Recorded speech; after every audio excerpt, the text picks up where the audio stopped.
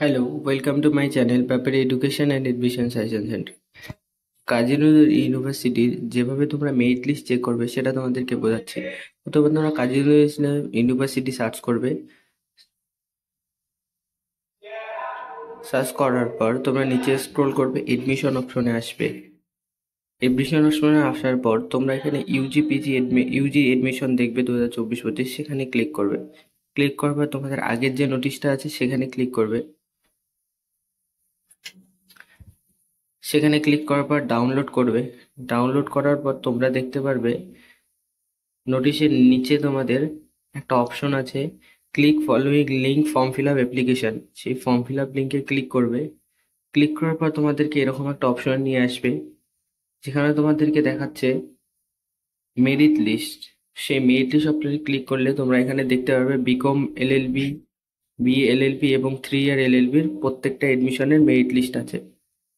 তো জেনারেলে যদি আমরা ক্লিক করি, তো জেনারেলি ক্লিক করলে যেটা দেখাবে বিকমের টোটাল দেখতে পাচ্ছ পাবলিশ 12/7/2024, 12 তারিখে পাবলিশড হয়ে গেছে।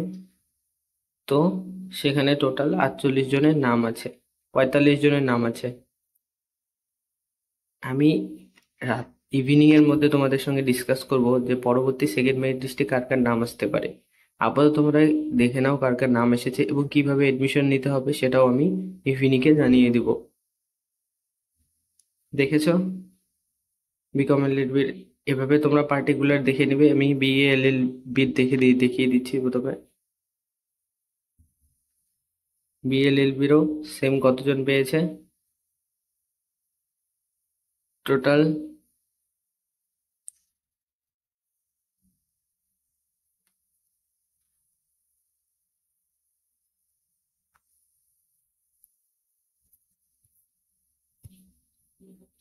স্টুডেন্ট 4.495 জন এখানে নাম এসেছে।